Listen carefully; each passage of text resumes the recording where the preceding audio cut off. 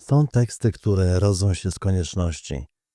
Nie z ambicji akademickiej, nie z potrzeby literackiej,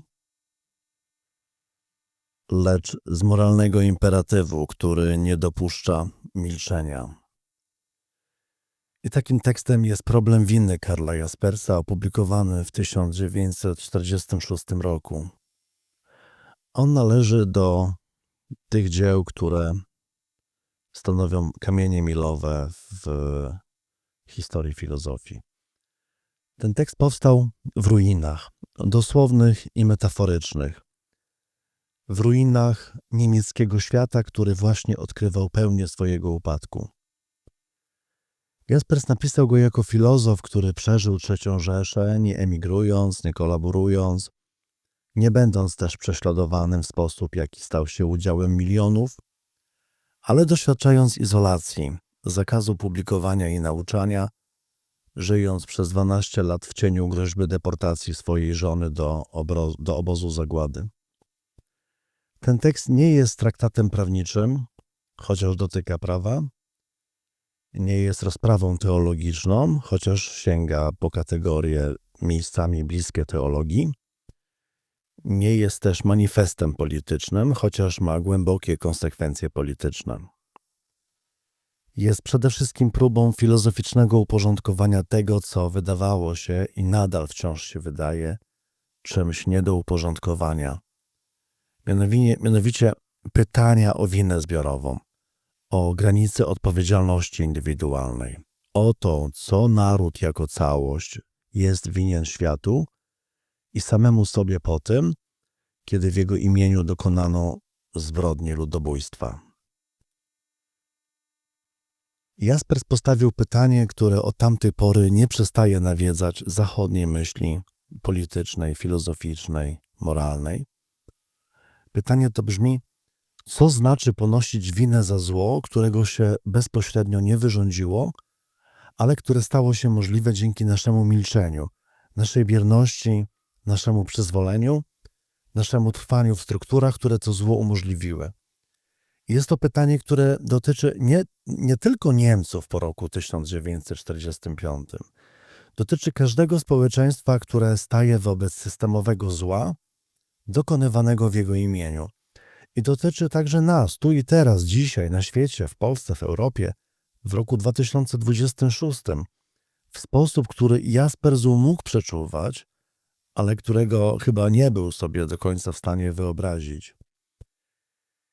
I ten wykład jest właśnie próbą analizy i lektury tekstu Jaspersa pod tytułem Problem winy w podwójnej perspektywie.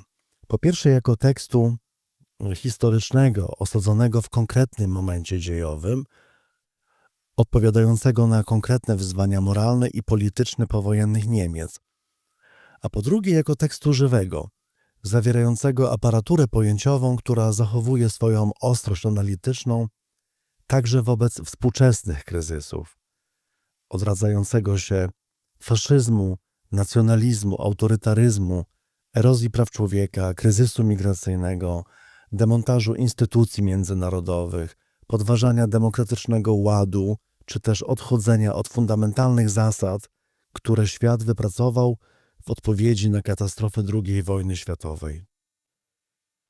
Zanim jednak przejdziemy do samego tekstu, musimy zrozumieć, kim w ogóle był człowiek, który go napisał i z jakiego doświadczenia intelektualnego oraz egzystencjalnego wyrósł w ogóle ten niezwykły akt myślenia w obliczu katastrofy. Jaspers urodził się 23 lutego 1883 roku w Oldenburgu w północnych Niemczech, w rodzinie należącej do wykształconego mieszczaństwa protestanckiego. Jego ojciec był prawnikiem i dyrektorem banku, matka wywodziła się z rodziny rolniczej. I właśnie to środowisko liberalne, północno-niemieckie, mocno zakorzenione w tradycji reformacyjnej i protestanckiej, ukształtowało Jaspersa w sposób, którego wpływ trudno przecenić. Właśnie protestantyzm północno-niemiecki, luteranizm, z jego naciskiem na indywidualną odpowiedzialność moralną, na bezpośredni stosunek jednostki do kwestii sumienia, na trzeźwość sądu, czy też nieufność wobec wszelkich form zbiorowego uniesienia, stanowił grunt, z którego wyrosła cała późniejsza myśl Jaspersa o winie i odpowiedzialności. Jaspers początkowo studiował prawo, potem medycynę, uzyskał doktorat z medycyny na Uniwersytecie w Heidelbergu w 1909 roku. Jego wczesna kariera akademicka związana była z psychiatrią. Pracował w klinice psychiatrycznej w Heidelbergu i ta praca zaowocowała dziełem pod tytułem Psychopatologia ogólna z 1913 roku. Dzieło to w pewien sposób w tamtym czasie zrewolucjonizowało podejście do diagnostyki psychiatrycznej. Ono wprowadzało rozróżnienie między wyjaśnianiem przyczynowym a rozumieniem fenomenologicznym osób z chorobami psychicznymi. I już w tym jego wczesnym dziele ujawniła się cecha, która będzie charakterystyczna dla całej jego twórczości, mianowicie zdolność do bardzo precyzyjnego rozróżniania kategorii tam, gdzie inni widzieli jednolity fenomen. Jego przejście od psychiatrii do filozofii dokonywało się stopniowo. W 1919 roku Jaspers opublikował książkę pod tytułem Psychologia światopoglądów, którą dzisiaj wielu historyków filozofii uważa za jeden z tekstów, który zapoczątkował niemiecki egzystencjalizm. Jeszcze przed dziełem Heideggera Bycie i czas. W 1921 roku Jaspers objął katedrę filozofii w Heidelbergu, którą zajmował aż do pozbawienia go prawa nauczania przez nazistów w 1937 roku. Filozofia Jaspersa rozwijała się wokół kilku centralnych pojęć. Po pierwsze, egzystencja, rozumiana nie jako proste istnienie biologiczne, ale jako autentyczne bycie sobą, realizowane w wolności i odpowiedzialności. Po drugie, komunikacja, pojmowana jako fundamentalny warunek ludzkiego bycia, jako przestrzeń, w której egzystencja realizuje się w spotkaniu z innym, z drugim człowiekiem. Po trzecie, sytuacje graniczne, takie jak śmierć, cierpienie, wina, walka, rozumiane jako momenty, w których dotychczasowe schematy myślenia i działania załamują się i odsłaniają głębszy wymiar ludzkiego istnienia. No i wreszcie transcendencja, czyli to, co przekracza wszelkie poznanie, coś, co nie może być uchwycone w żadnym systemie pojęciowym, ale co też stanowi pewien horyzont ludzkiego poznania. Szczególne miejsce we filozofii Jaspersa zajmuje koncepcja sytuacji granicznych. No i wina jest jedną z nich. Jaspers rozumiał winę nie jako kategorię prawną, tylko moralną, czy też teologiczną, ale w ogóle jako fundamentalny wymiar ludzkiej egzystencji. Każdy człowiek przez sam fakt życia w społeczeństwie, przez sam fakt podejmowania decyzji i zaniechań nieuchronnie wikła się w winę. I ta filozoficzna intuicja, wypracowana na długo przed doświadczeniem nazizmu, stanowiła podłoże, na którym Jaspers zbudował swoją powojenną analizę winy niemieckiej. Lata III Rzeszy były dla Jaspersa czasem narastającej izolacji. Odmówił rozwodu ze swoją żoną Gertrud Mayer, która była Żydówką. Przez to został wykluczony z życia akademickiego i publicznego. W 1937 roku pozbawiono go katedry na uniwersytecie. W 1938 roku zakazano mu publikowania. I żył razem z żoną w Heidelbergu w rosnącym zagrożeniu, przygotowując się na ostateczność. Przygotowywali sobie nawet kapsułki z cyjankiem na wypadek aresztowania przez nazistów. Amerykańskie wojska wyzwoliły Heidelberg 1 kwietnia 1945 roku, na dzień przed planowaną deportacją Gertrud do obozu koncentracyjnego. I to doświadczenie bycia niemieckim intelektualistą, który nie opuścił Niemiec, nie kolaborował, ale też nie opierał się czynnie, ale który przetrwał, podczas gdy miliony innych ginęły, nadało temu tekstowi jego szczególną autentyczność. Jaspers nie pisał jako zewnętrzny obserwator, nie pisał też jako oskarżyciel. Pisał jako ktoś, kto sam musiał zmierzyć się z pytaniem o własną winę. Za to, że żył w państwie, które dokonało takich zbrodni.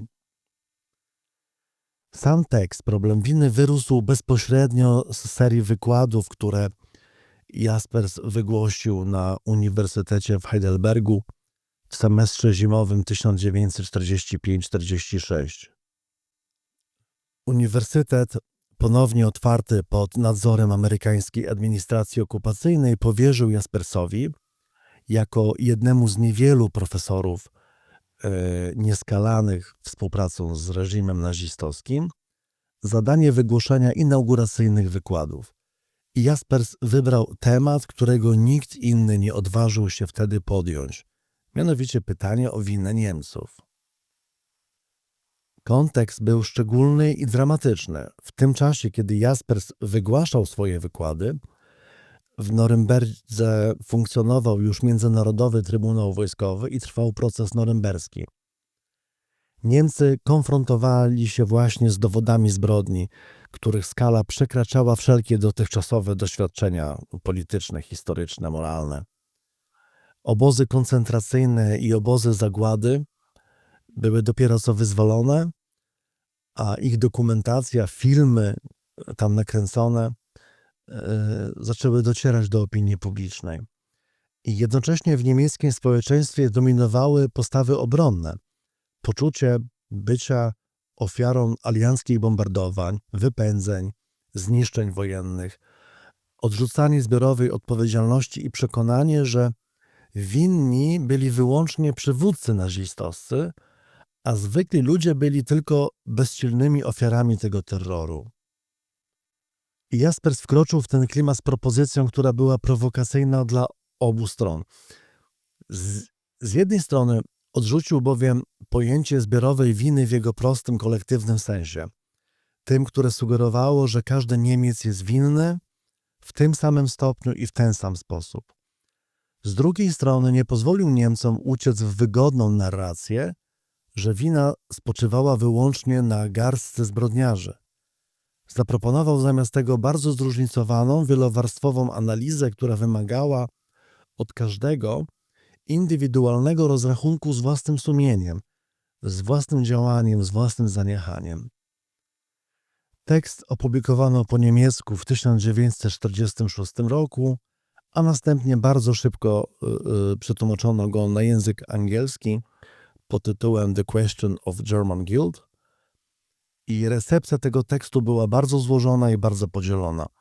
Wśród niemieckich intelektualistów i części opinii publicznej Jaspers spotkał się wprost z wrogością. Wielu Niemców nie chciało w ogóle słyszeć o winie, ani zbiorowej, ani zróżnicowanej. Powszechna była taką postawą, którą można nazwać mianem grubej kreski, czyli było to pragnienie zamknięcia tematu, chęć przejścia do porządku dziennego. A Jaspers żądał czegoś przeciwnego, otwartego, bolesnego i systematycznego namysłu nad tym, co się stało i dlaczego. Ale jednocześnie ten tekst zyskał uznanie wśród części emigrantów intelektualnych i zachodnich myślicieli. Hannah Arendt, uczennica i wieloletnia przyjaciółka Jaspersa, jedna z najważniejszych filozofek XX wieku i w ogóle, przyjęła go z uznaniem, chociaż rozwijała później własną, częściowo odmienną koncepcję odpowiedzialności zbiorowej. Arendt dzieliła z Jaspersem przekonanie o konieczności myślenia o winie w kategoriach zróżnicowanych, ale kładła większy nacisk na wymiar polityczny tej odpowiedzialności i na specyfikę zła, które ujawniło się w totalitaryzmie. Tego zła, które jak później w swojej książce pod tytułem Eichmann w Jerozolimie objawiało się często w banalnym kontekście, w takim w atmosferze biurokracji, zło pozbawione demoniczności. Wśród zachodnich komentatorów problem winy został przyjęty jako rzadki przypadek intelektualnej odwagi i uczciwości ze strony niemieckiego myśliciela.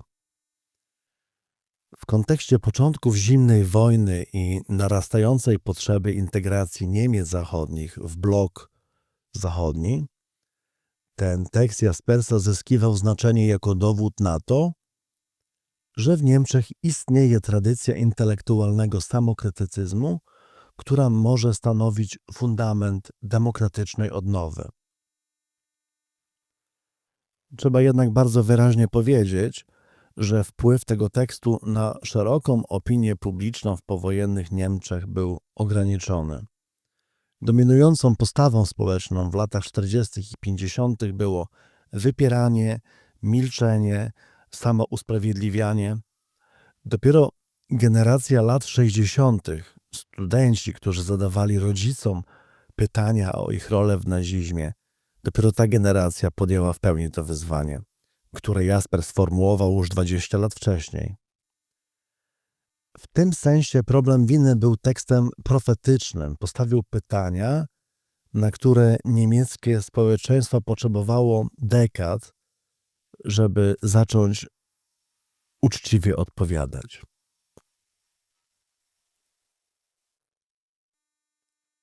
Centralnym osiągnięciem intelektualnym problemu winy jest wprowadzenie rozróżnienia 4 kategorii winy.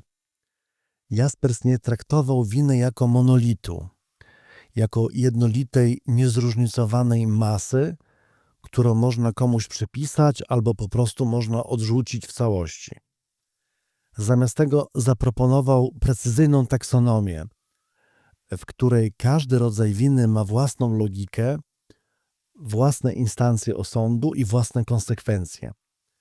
I to rozróżnienie stanowi właśnie trwały wkład Jaspersa w myśl filozoficzną, prawną i polityczną, no i zasługuje na szczegółowe omówienie.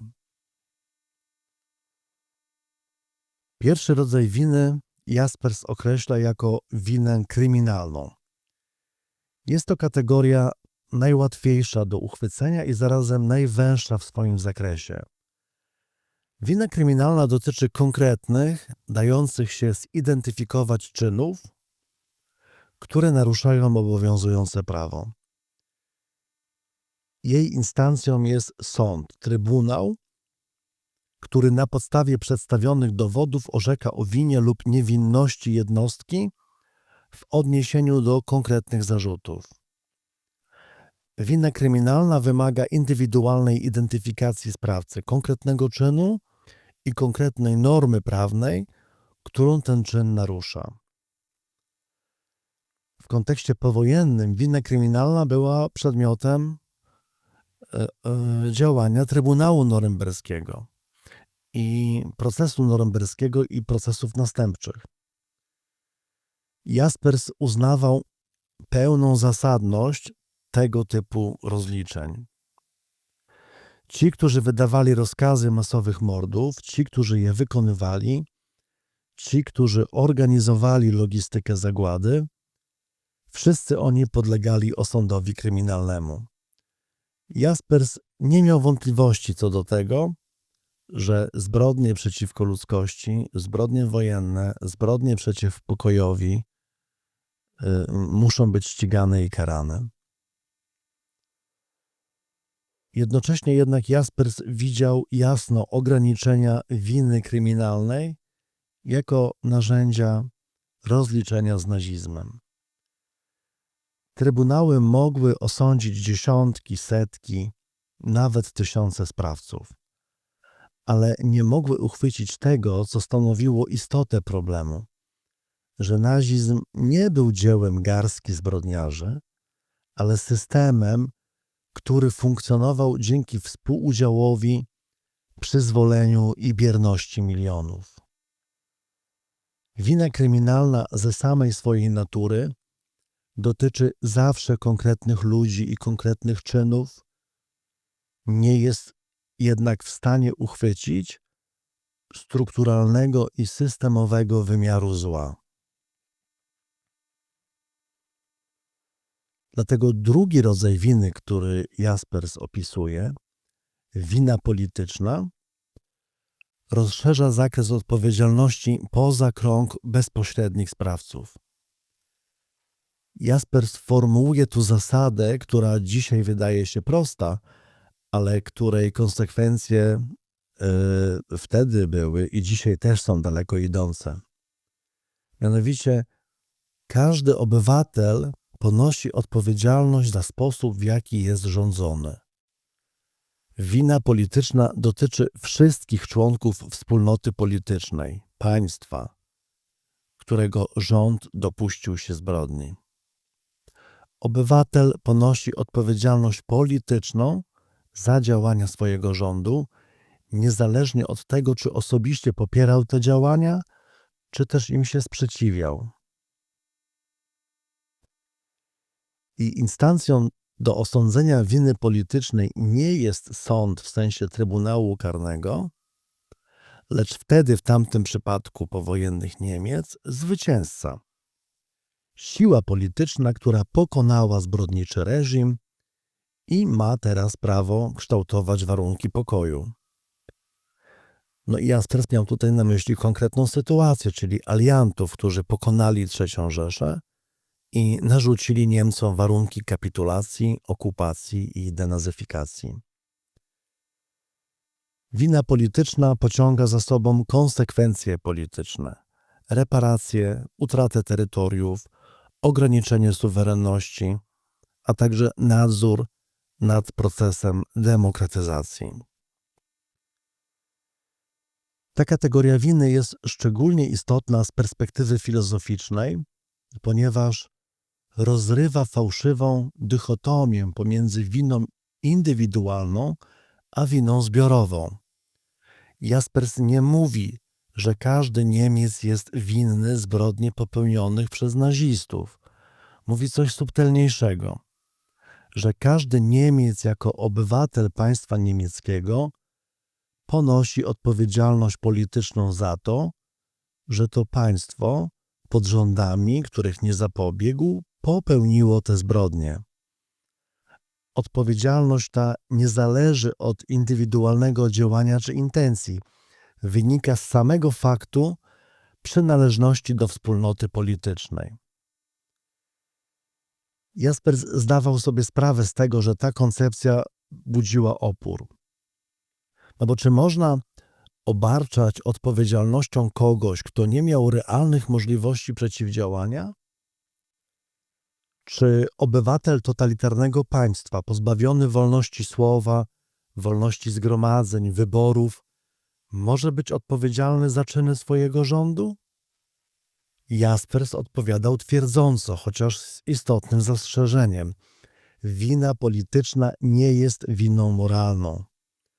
Ponoszenie konsekwencji politycznych nie jest tym samym, co bycie moralnie winnym. Można być niewinnym moralnie i zarazem ponosić odpowiedzialność polityczną.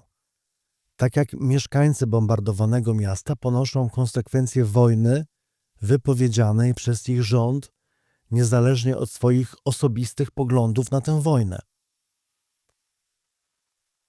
Warto zauważyć, że koncepcja winy politycznej Jaspersa zakłada pewien pogląd na naturę wspólnoty politycznej. Dla Jaspersa bycie obywatelem nie jest po prostu neutralnym faktem administracyjnym. Jest formą uczestnictwa w zbiorowym przedsięwzięciu, które obejmuje zarówno osiągnięcia, jak i porażki, zarówno chwałę, jak i hańbę wspólnoty. Obywatelstwo jest formą odpowiedzialności, która nie zależy od indywidualnej zgody na każdy akt rządu, ale wynika z faktu współtworzenia, choćby biernego, politycznej rzeczywistości. Jaspers wprowadza trzecią kategorię winy moralnej i przenosi ciężar analizy z domeny publicznej do sfery indywidualnej.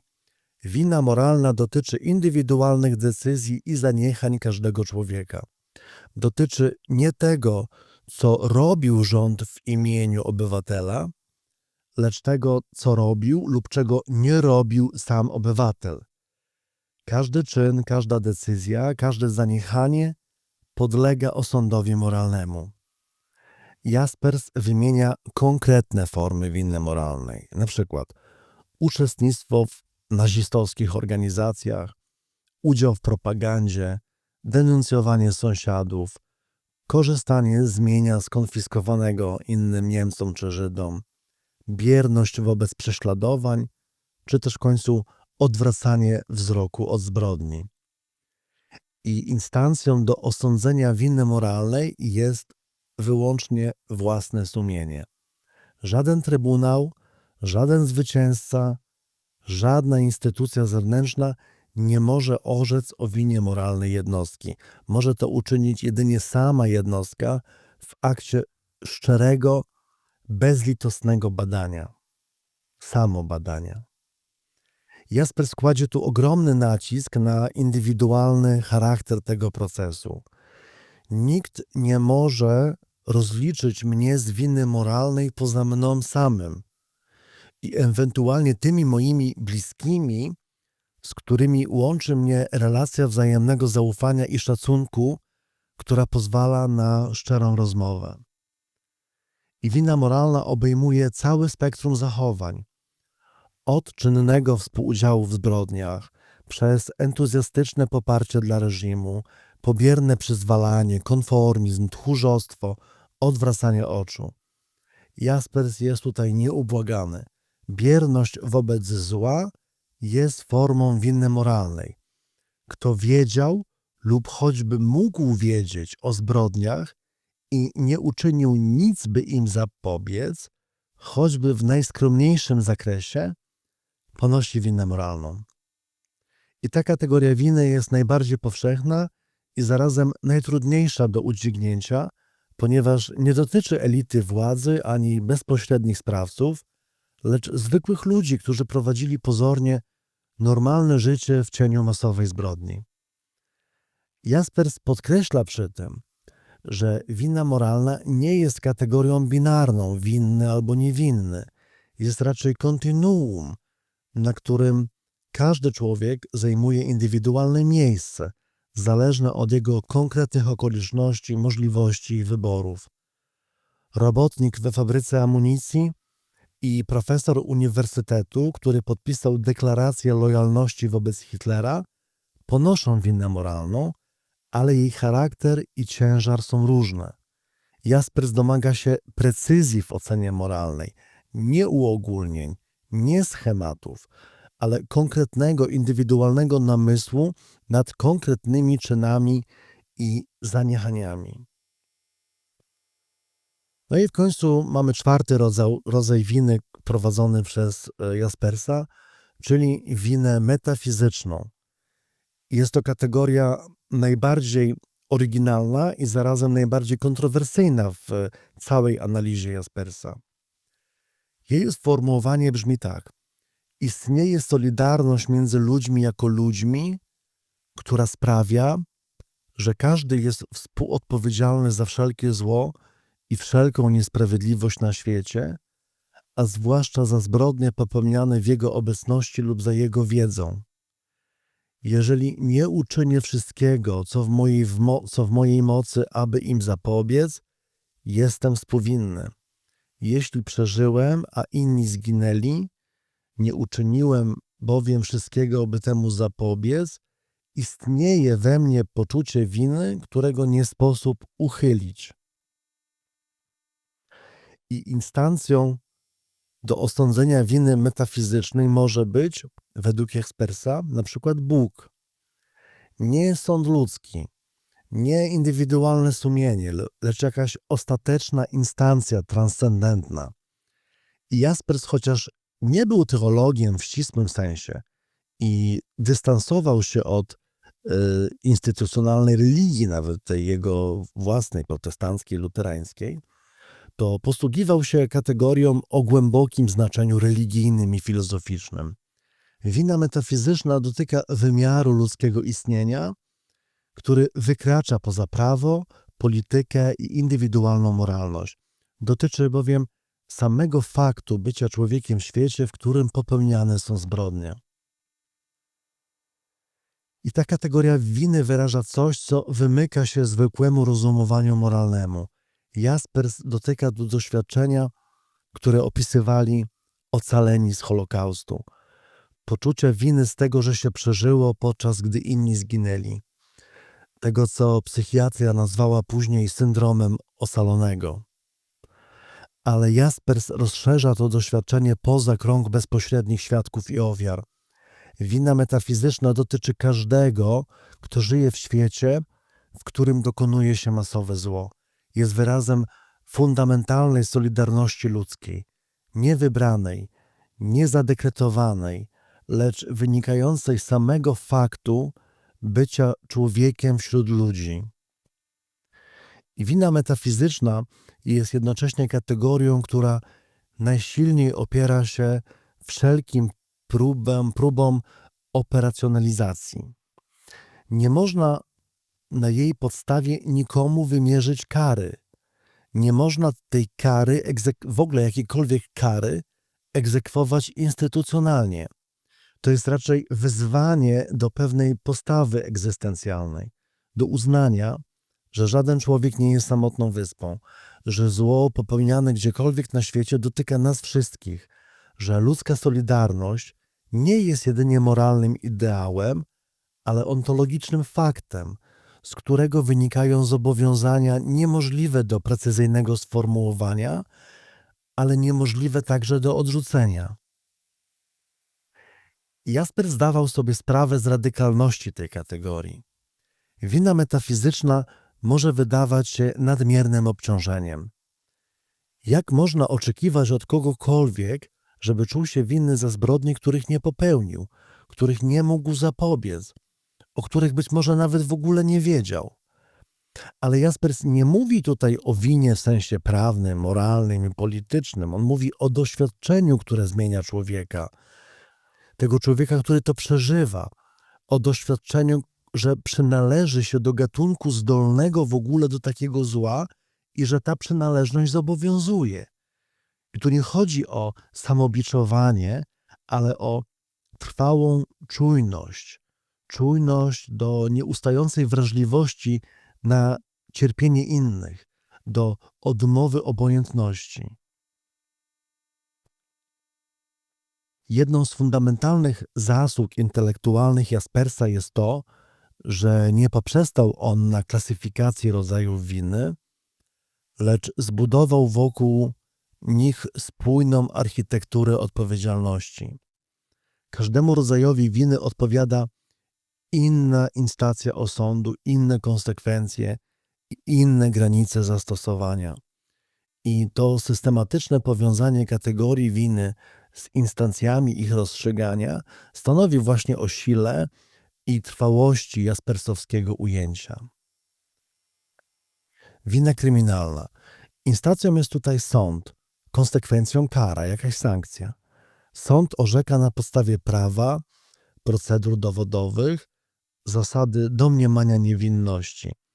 Granicą tutaj jest to, że sąd może orzekać wyłącznie o konkretnych czynach, konkretnych osób, na podstawie konkretnych dowodów. Nie ocenia postaw, przekonań czy nastrojów zbiorowych. Wina polityczna. Tutaj instancją jest to, co mówiliśmy już, siła i wola zwycięzcy. Konsekwencją są warunki pokoju, reparacje, ograniczenia suwerenności. Zwycięzca kształtuje porządek powojennych stosunków siłą swojej pozycji. Ale, jak podkreślał Jaspers, powinien to czynić z umiarem i mądrością, bo nadmierna surowość rodzi resentyment i podważa szansę na trwały pokój.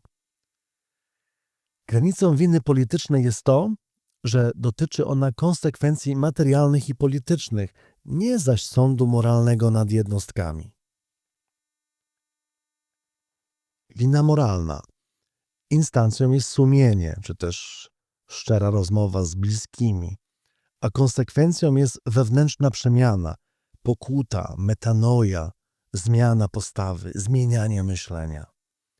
Nikt z zewnątrz nie ma prawa orzekać o winie moralnej drugiego człowieka, dlatego że sądy moralne nad innymi łatwo stają się narzędziem manipulacji, samozadowolenia lub zemsty. Jednocześnie Jaspers podkreśla, że wina moralna nie może być uchylona przez żadną instancję zewnętrzną.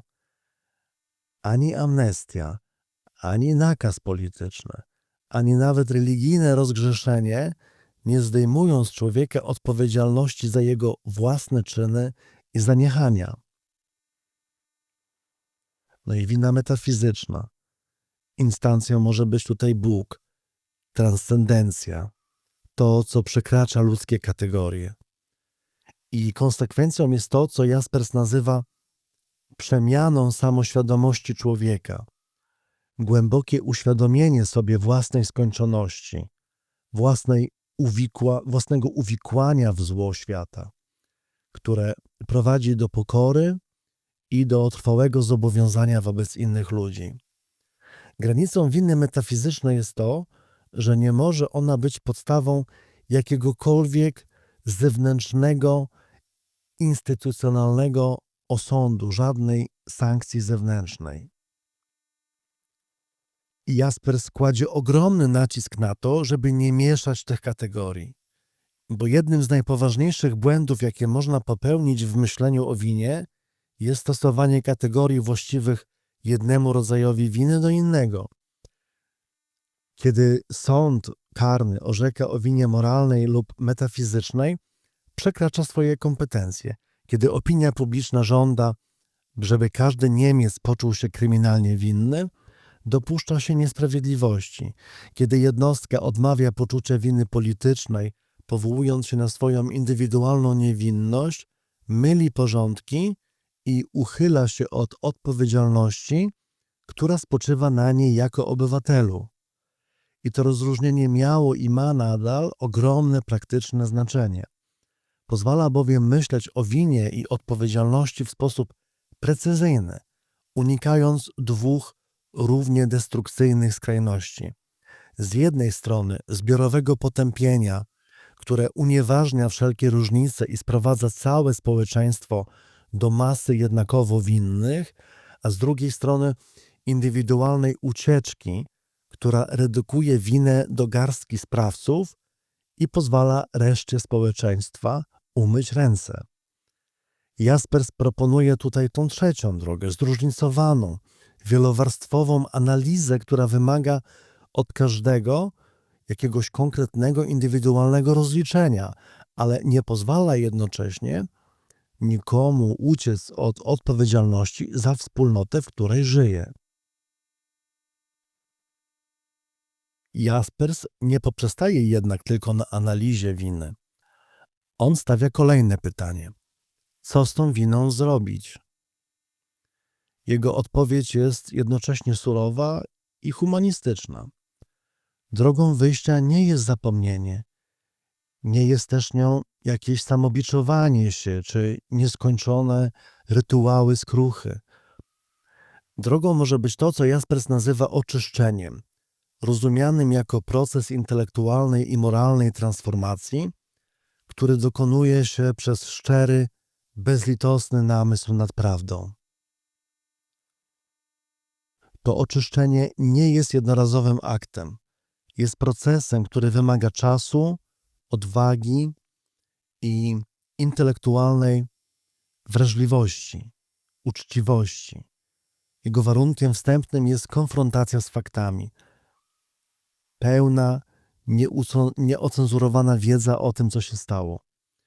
Jaspers pisał w kontekście, w którym wielu Niemców twierdziło, że nic nie wiedziało o zbrodniach.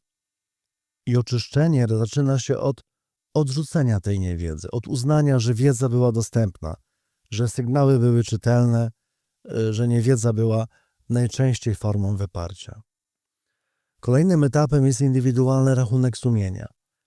Każdy musi zadać sobie pytanie, co robiłem, czego nie robiłem, jakie miałem możliwości, jak z nich korzystałem lub dlaczego z nich nie korzystałem, gdzie byłem odważny, a gdzie byłem tchórzliwy, gdzie byłem uczciwy, gdzie kłamałem sobie samemu i innym.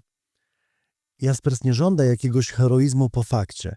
Nie musi, że każdy powinien być bojownikiem ruchu oporu, ale żąda uczciwości, przyznania się do własnej słabości, przyznania się do swoich wyborów, kompromisów i milczenia. I takie oczyszczenie, według Jaspersa, może prowadzić do przemiany. Bo nie chodzi o to, żeby tkwić w poczuciu winy jako jakimś trwałym stanie. Chodzi o to, żeby to doświadczenie tej winy, uznanie jej i przemyślenie doprowadziło do innego sposobu bycia w świecie, do większej czujności wobec zagrożeń dla ludzi, dla ludzkości, dla godności, do głębszego zaangażowania w obronę wolności i prawa, do trwałej odmowy obojętności wobec cierpienia innych. I w tym sensie jaspersowska koncepcja oczyszczenia jest głęboko optymistyczna. Zakłada, że z najciemniejszego doświadczenia ludzkość może wyciągnąć naukę, która uczyni ją lepszą, pod warunkiem, że nie odwróci się wzroku. Jaspers wpisuje się tutaj w długą tradycję protestantyzmu kontynentalnego, do luteranizmu, do chrześcijaństwa reformowanego, gdzie skrucha nie jest celem samym w sobie, ale początkiem jakiejś drogi ku odnowie. Podobnie jak w teologii Marcina Lutra, tego XVI-wiecznego reformatora chrześcijaństwa, pokuta nie polega na wykonaniu określonych aktów pokutnych, ale na wewnętrznej przemianie postawy, na metanoi, czynnej i nieustannej zmianie umysłu i serca, która przenika całe dalsze życie. Jaspers tutaj sekularyzuje tę teologiczną intuicję, ale zachowuje jej rdzeń. Prawdziwa pokuta jest aktywną przemianą egzystencjalną, a nie rytuałem. Problem winy Jaspersa zajmuje szczególne miejsce w intelektualnej historii XX wieku. Nie jest to dzieło, które zrewolucjonizowało jakąś dyscyplinę akademicką w sensie technicznym, nie wprowadziło żadnej nowej metodologii, nie otworzyło nowego pola badawczego w tradycyjnym sensie. Jego znaczenie jest innego rodzaju. Jest jednym z tekstów, który ufundował powojenny ład moralny i polityczny Europy. Aby to zrozumieć, trzeba sobie uświadomić, w jakiej próżni intelektualnej powstawał ten tekst. W 1945 roku zachodnia tradycja filozoficzna, polityczna i moralna stanęła wobec bezprecedensowego wyzwania. Oświeceniowy optymizm, wiara w postęp, w racjonalność, w zdolność ludzkości do moralnego doskonalenia się, wszystko to leżało w gruzach. Ta hegelowska wielka filozofia dziejów z jej przekonaniem o racjonalności procesu historycznego wydawała się czymś cynicznym wobec faktu istnienia obozów zagłady. Tradycyjna etyka, zarówno ta kantowska z jej imperatywem kategorycznym, jak i utylitarystyczna z jej kalkulacją dobra i także ta chrześcijańska z postulatem miłosierdzia, wszystkie okazywały się bezradne wobec zła, które przekraczało wszelkie dotychczasowe kategorie. I w tej próżni Jaspers zaproponował coś, co nie było ani powrotem do przeszłości, ani ucieczką w nihilizm. Zaproponował pracę myślenia, systematyczny, zdyscyplinowany, uczciwy namysł nad winą i odpowiedzialnością, który nie uchylał się od bólu konfrontacji z prawdą, ale też nie poddawał się rozpaczy. W tym sensie problem winy jest tekstem głęboko humanistycznym. Humanistycznym nie w sensie naiwnej wiary w dobroć ludzkiej natury, lecz w sensie ufności w ludzką zdolność do myślenia, rozumienia i przemiany, nawet w obliczu najcięższej i największej katastrofy. Ten tekst położył podwaliny pod kilka fundamentalnych kierunków myśli powojennej.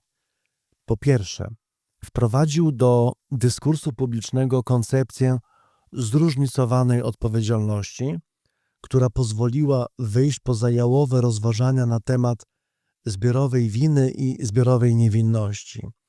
I ten schemat pojęciowy, oczywiście z różnymi modyfikacjami i rozwinięciami, stał się podstawą procesów rozliczeniowych nie tylko w Niemczech, ale wszędzie tam, gdzie społeczeństwa musiały zmierzyć się ze systemowym złem popełnianym w ich imieniu. W Republice Południowej Afryki, w krajach Ameryki Łacińskiej po upadku dyktatur, w Rwandzie, w krajach byłej Jugosławii, także w Polsce po upadku komunizmu. Proces zresztą, który się nie udał, ale nie będę tego rozwijał. Po drugie, Jaspers wyartykułował zasadę, która stała się jednym z filarów powojennego ładu międzynarodowego, a mianowicie przekonanie, że obywatele ponoszą odpowiedzialność polityczną za działania swojego rządu. I ta zasada, jakkolwiek trudna do przyjęcia, leży u podstaw logiki sankcji międzynarodowych, reparacji wojennych, a szerzej całej koncepcji odpowiedzialności państw w prawie międzynarodowym. Po trzecie, kategoria winy metafizycznej, chociaż najtrudniejsza do przełożenia na język instytucjonalny, na język demokracji, na język polityki, dostarczyła filozoficznego uzasadnienia dla powojennego uniwersalizmu praw człowieka. Jeśli bowiem istnieje fundamentalna solidarność między ludźmi, jeśli każdy jest współodpowiedzialny za cierpienie każdego innego człowieka, to wynika stąd, że prawa człowieka nie mogą być traktowane jako wewnętrzna sprawa poszczególnych państw, ale jako zobowiązanie, które każdy człowiek i każde społeczeństwo ma wobec każdego innego człowieka. Ten wpływ tego tekstu, problem winy, na kształtowanie powojennego ładu etycznego nie był bezpośredni w tym sensie, że politycy czy dyplomaci czytali Jaspersa i wdrażali jego postulaty. Był raczej głębszy i bardziej rozproszony. Jaspers wyartykułował zasady, które przenikały powojenny dyskurs moralny i polityczny wieloma drogami, przez wielu pośredników, stopniowo kształtując to, co można nazwać etycznym konsensusem powojennej Europy. Powszechna Deklaracja Praw Człowieka z 1948 roku, chociaż nie odwoływała się wprost do Jaspersa, wyrażała w swoim duchu i logice tę samą intuicję, którą Jaspers sformułował filozoficznie, że istnieje taki poziom odpowiedzialności i praw, który przekracza granice państw i narodów, który wynika z samego faktu bycia człowiekiem. Konwencje genewskie, Europejska Konwencja Praw Człowieka, Międzynarodowy Pakt Praw Obywatelskich i Politycznych, cały ten porządek instytucjonalny wyrósł z przekonania, które Jaspers artykułował w kategoriach filozoficznych, że nie wolno odwracać wzroku od zła, niezależnie od tego, gdzie i przez kogo jest popełniane. Proces denazyfikacji Niemiec, pomimo wszystkich swoich niedoskonałości i niekonsekwencji, był w pewnym sensie praktyczną realizacją jaspersowskiego postulatu oczyszczenia przez konfrontację z prawdą. Programy reedukacji w powojennych Niemczech, obowiązkowe projekcje filmów dokumentalnych pokazujących grozę obozów zagłady, włączenie historii nazizmu do programów szkolnych, wszystko to odpowiadało logice, którą Jaspers nakreślił, że warunkiem odnowy jest wiedza o tym, co się stało i gotowość do zmierzenia się z tą wiedzą. Niemiecka kultura pamięci, która rozwijała się w kolejnych dekadach, zwłaszcza od lat 60. XX wieku, jest w znacznej mierze realizacją programu, który Jaspers zarysował w swoim tekście. Pomniki zagłady, w tym pomnik pomordowanych Żydów w Berlinie, otwarty w 2005 roku, ustanowienie Dnia Pamięci o ofiarach nazizmu, włączenie historii Holokaustu do kanonu edukacyjnego, to wszystko są instytucjonalne odpowiedzi na pytanie, które Jaspers postawił jako pierwszy z taką siłą i precyzją. Jak społeczeństwo ma żyć ze świadomością zbrodni popełnionych w jego imieniu? Proces frankfurski, tak zwany proces frankfurski w sprawie strażników z Auschwitz, który odbył się w latach 1963-1965, który po raz pierwszy w historii powojennych Niemiec postawił przed sądem nie architektów zagłady, ale jego wykonawców, strażników, lekarzy, oficerów obozowych, podoficerów szeregowych. Wpisywał się w logikę rozróżnienia między winą kryminalną a winą moralną. Ten proces uświadomił opinii publicznej, że zbrodnie popełniali nie tylko generałowie i ministrowie, ale także zwykli ludzie i że ich odpowiedzialność kryminalna jest realna i wymierna.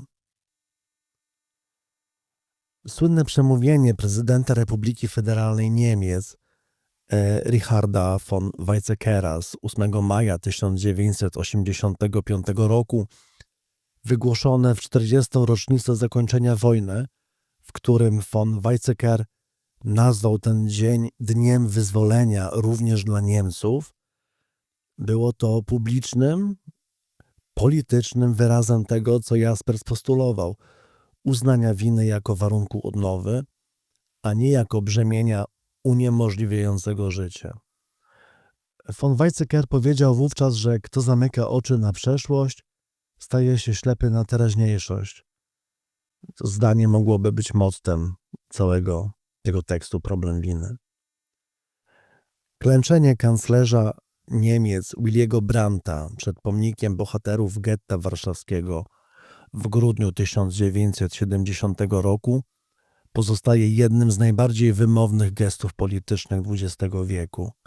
Brandt, socjaldemokrata, który sam był członkiem antynazistowskiego ruchu oporu i spędził lata wojny na emigracji, klęczał nie za własną winę, lecz za winę wspólnoty, do której należał. Ten gest był ilustracją jaspersowskiej winy politycznej, odpowiedzialności, którą ponosi się jako członek wspólnoty, niezależnie od osobistej niewinności. Istnieje taka pokusa, żeby traktować problem winy jako tekst historyczny, ważny dla zrozumienia powojennych Niemiec, ale odległy od naszych współczesnych problemów. Taka lektura byłaby głębokim błędem. Jaspers nie napisał traktatu o Niemczech lat 40. Napisał analizę strukturalnych warunków, w których społeczeństwa wikłają się w systemowe zło, a te warunki powtarzają się z niepokojącą regularnością. Żyjemy w czasach, które wykazują strukturalne podobieństwa do procesów, które Jaspers analizował i przed którymi przestrzegał. I tutaj nie chodzi o prostą analogię. Nikt rozsądny nie twierdzi, że współczesny świat jest identyczny z Europą lat 30. Chodzi o rozpoznanie powtarzających się wzorców, o erozję instytucji demokratycznych, o normalizację języka nienawiści i wykluczania, instrumentalizację strachu, propagandę, systematyczne podważanie prawdy jako kategorii publicznej, budowanie kultury bierności i obojętności wobec cierpienia określonych grup ludzi. Takim pierwszym i najbardziej oczywistym polem, na którym aktualność Jaspersa objawia się z całą mocą, jest odradzanie się ruchów autorytarnych, jawnie faszystowskich, w samym sercu zachodnich demokracji. Spójrzmy, ruch MAGA Donalda Trumpa w Stanach Zjednoczonych, który przeszedł drogę od populistycznej retoryki do systematycznego podważania instytucji demokratycznych, praworządności i niezależności sądownictwa, stawia pytanie o winę polityczną w sensie ściśle jaspersowskim. W jakim stopniu współcześni obywatele Stanów Zjednoczonych ponoszą odpowiedzialność polityczną za politykę administracji, która separuje dzieci od rodzin na granicy, odmawia praw azylowych uchodźcom, wycofuje się z międzynarodowych traktatów dotyczących praw człowieka, podważa sojusze budowane przez 70 lat na fundamencie lekcji wyciągniętych z II wojny światowej, napada suwerenne państwa, niezależnie od tego, kto rządzi tymi państwami. I Jaspers odpowiedziałby, tak, ci obywatele ponoszą winę polityczną. Wina polityczna wynika z faktu obywatelstwa, z przynależności do wspólnoty politycznej, której rząd działa w określony sposób. Nie zależy od tego, czy dany obywatel głosował na tego prezydenta, czy też protestował przeciwko jego polityce. Konsekwencje polityczne w stosunkach międzynarodowych, w sposobie, w jaki świat postrzega i traktuje dany kraj, dotyczą wszystkich obywateli. To samo dotyczy nas, Polski. Mieliśmy 8 lat rządów takich, a nie innych i nie wiemy, co będzie za 2 lata. Ale także ten rząd teraz robi rzeczy, które powodują u nas polityczną winę. Ale pytanie o winę polityczną jest tylko początkiem, bo pytanie o winę moralną jest głębsze i bardziej niepokojące. W jaki sposób milczenie wobec dehumanizacji uchodźców, wobec retoryki rasistowskiej, wobec systematycznego demontażu instytucji chroniących prawa mniejszości, w jakim stopniu to nasze milczenie jest formą winy moralnej?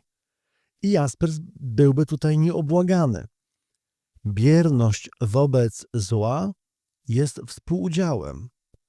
Kto widzi, jak łamane są prawa drugiego człowieka i nic nie czyni, choćby nic więcej niż podniesienie głosu, ponosi winę moralną.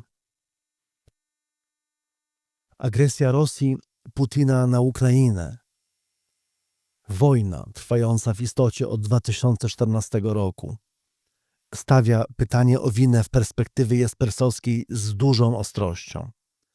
Społeczeństwo rosyjskie to ponad 140 milionów ludzi, w imieniu których prowadzona jest agresywna, potworna wojna.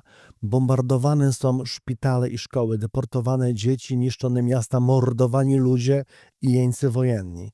Oni stają wobec pytań, które Jaspers postawił Niemcom w 1946 roku. Wina kryminalna dotyczy tych, którzy wydają rozkazy i je wykonują. Wina polityczna dotyczy wszystkich obywateli Rosji. Wina moralna dotyczy każdego, kto wie o tych zbrodniach, milczy, odwraca wzrok i aktywnie wspiera tę wojnę. A wina metafizyczna dotyczy nas wszystkich, całej ludzkości, która jest świadkiem tych zbrodni i nie czyni wszystkiego, co w jej mocy, by im zapobiec.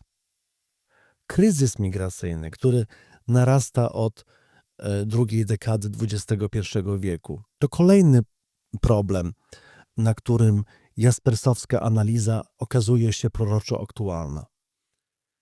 Tysiące ludzi toną w Morzu Śródziemnym, próbując uciec przed wojną, prześladowaniami, nędzą, suszą, głodem, gwałtami, a państwa europejskie budują mury, zamykają granice i, co gorsza, kryminalizują pomoc humanitarną. Zawierają porozumienia z bandyckimi państwami, z reżimami autorytarnymi w celu zatrzymania uchodźców poza swoimi granicami. Retoryka polityczna wszędzie, także u nas dzisiaj w Polsce, dehumanizuje uchodźców, przedstawiając ich jako inwazję, falę, zagrożenie. Jaspers zapytałby, jaka jest wina moralna obywateli, którzy pozwalają na taką politykę? Jaka jest wina metafizyczna nas wszystkich, którzy wiemy o tym i nie czynimy dość, by temu zapobiec? Szczególnie niepokojące jest to, co można nazwać normalizacją zła. Jaspers pisał o procesie, w którym rzeczy niepojęte stają się najpierw tolerowane, potem akceptowane, a wreszcie banalne. I ten sam proces obserwujemy dziś. Słowa, które 10 lat temu byłyby skandalem politycznym, dzisiaj stają się częścią normalnego dyskursu, normalnej rozmowy. Jaspers ostrzegał, że pierwszym krokiem na drodze do katastrofy jest akceptacja tego, co jeszcze niedawno było nie do przyjęcia. I tutaj nie chodzi o to, że jutro powtórzą się obozy zagłady, tego nie wiemy.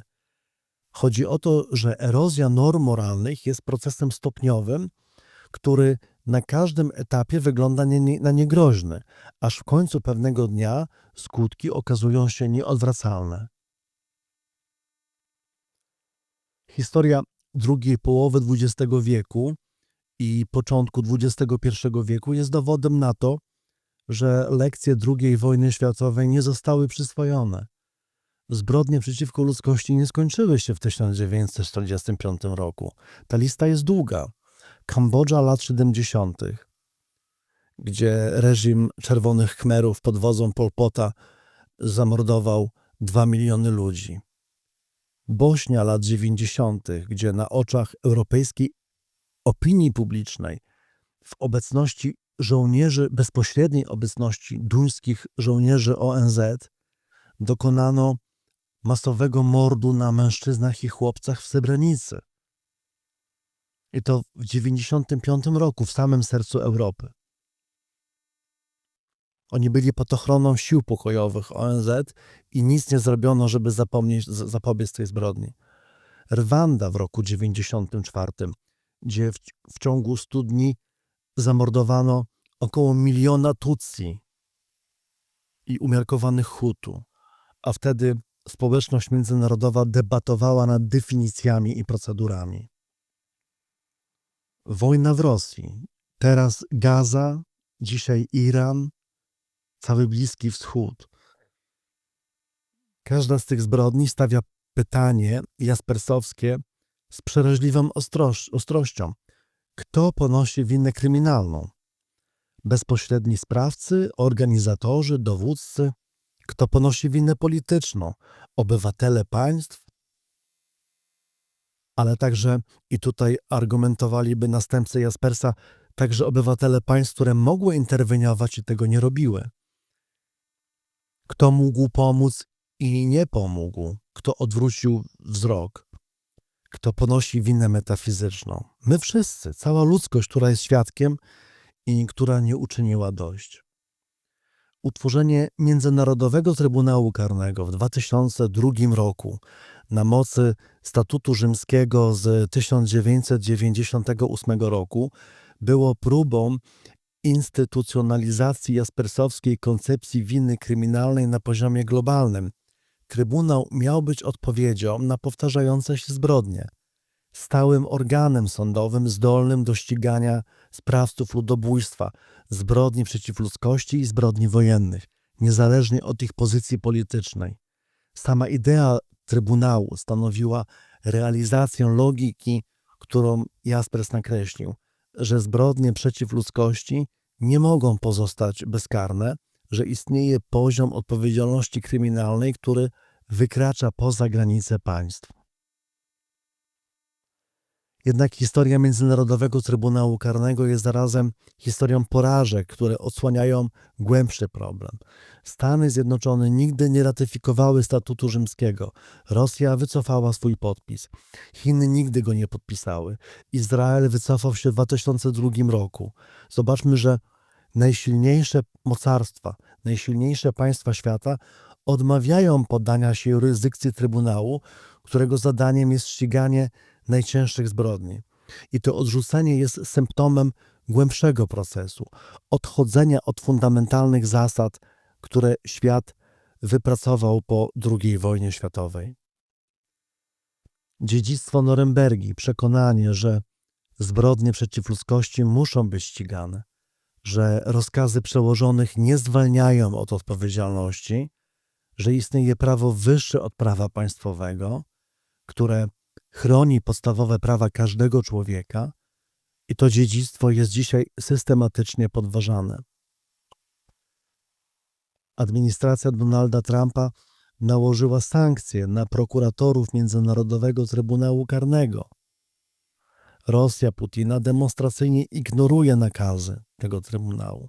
Coraz więcej państw traktuje prawo międzynarodowe jako przeszkodę, a nie jako fundament współistnienia narodów i ludzi na świecie. Jaspers to rozumiał i artykułował to wręcz z proroczą jasnością, że porządek międzynarodowy oparty na prawie, a nie na sile, jest warunkiem zapobiegania kolejnym katastrofom. Pisał o tym w późniejszych tekstach, na przykład takim z 1958 roku pod tytułem Bomba atomowa a przyszłość człowieka, gdzie argumentował, że w epoce broni nuklearnej pytanie o odpowiedzialność polityczną nabiera nowego, wręcz apokaliptycznego wymiaru. Demontaż instytucji międzynarodowych, wycofywanie się z traktatów, podważanie norm, które miały zapobiec powtórzaniu najcięższych zbrodni. To wszystko jest właśnie odejściem od tego, co Jaspers uważał za jedyne zabezpieczenie przed katastrofą, ładu opartego na prawie, rozumie i wzajemnej odpowiedzialności. Jaspers był nie tylko filozofem winy, ale być może przede wszystkim filozofem wolności i demokracji. Jego koncepcja winy jest nierozerwalnie związana z jego rozumieniem demokracji jako formy życia politycznego, w której obywatele ponoszą odpowiedzialność za wspólnotę, w której żyją. Demokracja w rozumieniu Jaspersa nie jest jedynie systemem instytucjonalnym, jakimś zestawem procedur wyborczych, podziałem władzy czy gwarancjami konstytucyjnymi. Jest przede wszystkim postawą moralną, gotowością do brania odpowiedzialności za rzecz wspólną, do uczestnictwa w debacie publicznej, do obrony wolności, nie tylko własnej, ale i innych. I w tym świetle współczesny kryzys demokracji jawi się nie tylko jako kryzys instytucjonalny, ale przede wszystkim jako kryzys moralny, jako masowe uchylanie się od odpowiedzialności, które Jaspers zidentyfikował jako jeden z głównych mechanizmów prowadzących do katastrofy. Gdy obywatele tracą zainteresowanie sprawami publicznymi, gdy debata polityczna degeneruje się w spektakl rozrywkowy, gdy prawda staje się kategorią relatywną, a kłamstwo narzędziem rządzenia, wtedy tworzą się warunki, w których systemowe zło staje się możliwe. Jaspers pisał o tym i nazywał to depolityzacją, wycofaniem się obywateli z aktywnego życia politycznego. Widział w tym jedno z największych zagrożeń dla demokracji. Gdy ludzie przestają angażować się w politykę, gdy traktują ją jako brudną grę, w której nie chcą brać udziału, gdy ufają, że ktoś inny zajmie się sprawami publicznymi, wtedy oddają przestrzeń tym, którzy chcą wykorzystać władzę do celów sprzecznych z dobrem wspólnym. Depolityzacja jest formą winy politycznej w sensie jaspersowskim, jest zaniechaniem odpowiedzialności, która spoczywa na każdym obywatelu. Współczesny kryzys NATO i zachodnich sojuszy obronnych wpisuje się w ten sam wzorzec. Sojusz Północnoatlantycki powstał w 1949 roku XX wieku jako bezpośrednia konsekwencja lekcji II wojny światowej. Przekonania, że zbiorowe bezpieczeństwo wymaga instytucjonalnych gwarancji, że izolacjonizm prowadzi do katastrofy, że demokracje muszą trzymać się razem wobec zagrożeń płynących ze strony faszyzmu, autorytaryzmu, totalizmu i totalitaryzmu. I podważanie NATO przez administrację Trumpa, stawianie pod znakiem zapytania zobowiązań sojuszniczych, transakcje traktowane jako fundament relacji politycznych, a nie dotrzymywanie obietnic. To są nie tylko kwestie polityki zagranicznej, to jest masowe odejście od fundamentalnej lekcji, którą świat wyciągał 80 lat temu z doświadczenia, o którym Jaspers pisał. Jaspers argumentował, że wolność jest niepodzielna. Nie można cieszyć się wolnością w jednym kraju, ignorując jej łamania w innym. Nie można budować bezpieczeństwa kosztem bezpieczeństwa innych. Ta zasada, wyrażona w koncepcji winy metafizycznej, ale mająca głębokie konsekwencje polityczne, ona jest dzisiaj podważana z wielu stron. Przez faszystów, przez neofaszystów, przez nacjonalizm, który stawia interes własnego narodu ponad wszelkie inne zobowiązania, przez izolacjonizm, który odmawia zaangażowania w sprawy wykraczające poza bezpośredni interes własny, przez cynizm, który traktuje solidarność międzynarodową jako naiwność. Wróćmy jeszcze na chwilę do powojennych Niemiec. Proces denazyfikacji powojennych Niemiec, pomimo wszystkich swoich niedoskonałości, pozostaje jedynym w historii przykładem systematycznej, instytucjonalnej próby rozliczenia całego społeczeństwa z jego współudziału w zbrodniczym systemie. Ten proces nie do końca się udał, ale był jedynym w historii, który próbowano podjąć. Jaspers był jednym z intelektualnych architektów tego procesu. Nie w sensie projektowania procedur administracyjnych, ale w sensie dostarczenia ram pojęciowych, które nadawały mu sens i kierunek. Ta denazyfikacja obejmowała różne formy. Trybunały karne dla najwyższych rangą sprawców, komisje kwalifikacyjne oceniające stopień zaangażowania poszczególnych obywateli w struktury nazistowskie, programy reedukacyjne, reformy systemów prawnych, systemu edukacyjnego, zakaz organizacji nazistowskich. W swojej logice odzwierciedlała właśnie jaspersowskie rozróżnienie rodzaju winy.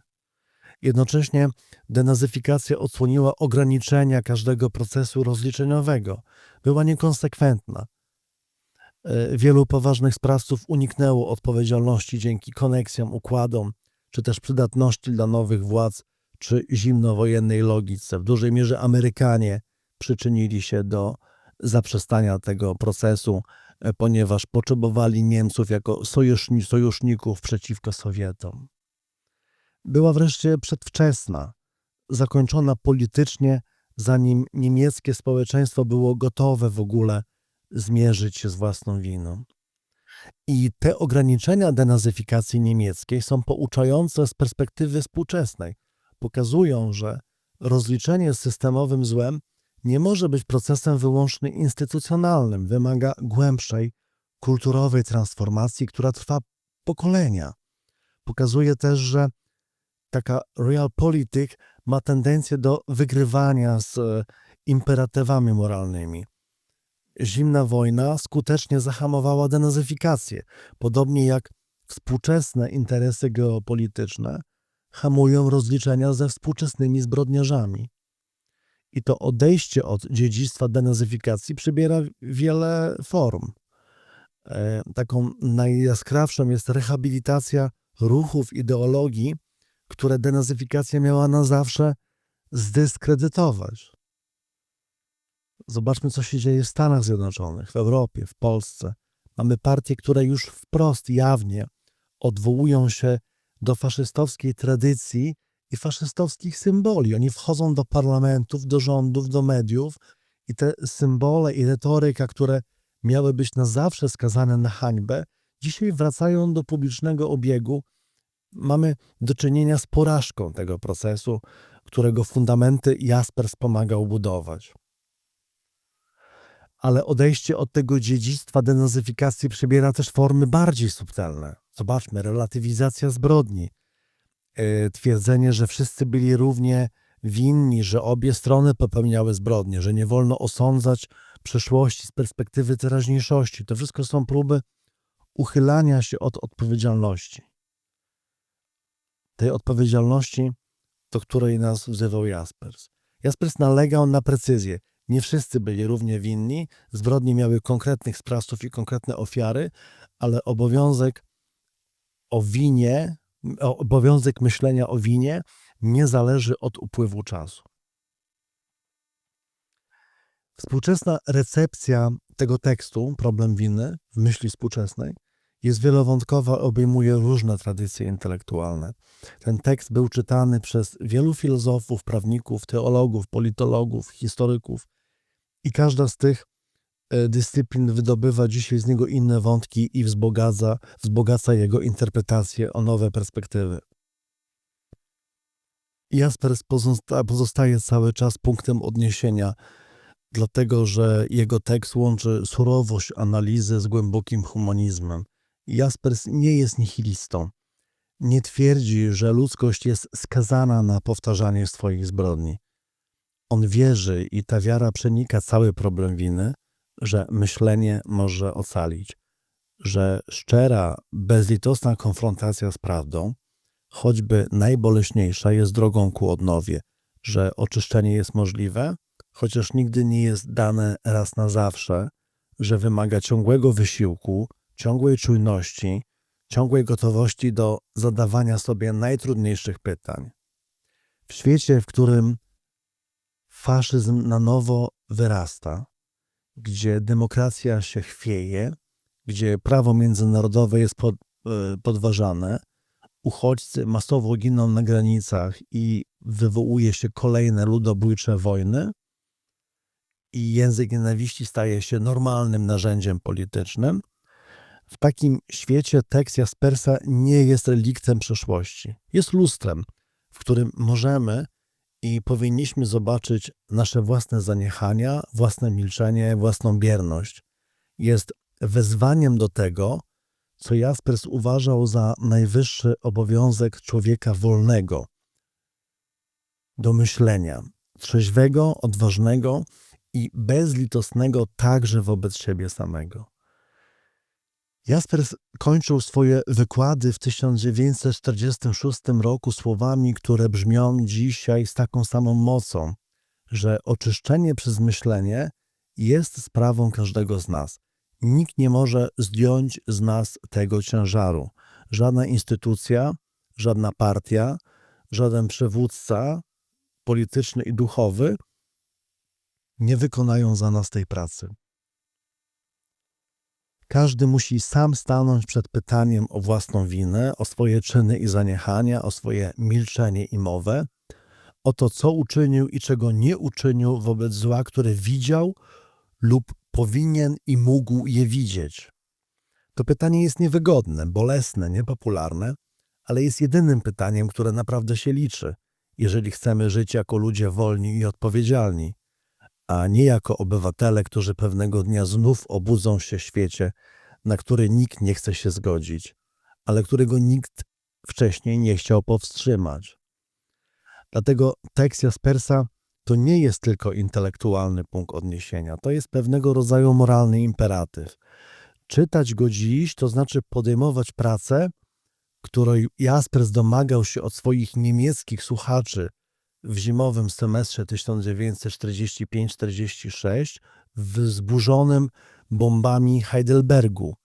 Jest to praca myślenia w obliczu katastrofy, która się wydarzyła i której echo nie milknie, bo trwa cały czas na naszych oczach i może znowuż przybrać taką formę, jak miało to miejsce w latach 1939-45. I może się ta katastrofa wydarzyć, jeśli nie będziemy wystarczająco czujni, wystarczająco odważni i wystarczająco wierni temu, co wiemy o ludzkiej zdolności do zła i o ludzkiej zdolności do jego przezwyciężania. Serdecznie Państwu dziękuję za wysłuchanie tego wykładu. Zapraszam za niedługo na następne spotkanie w ramach tego seminarium Dialektykoi.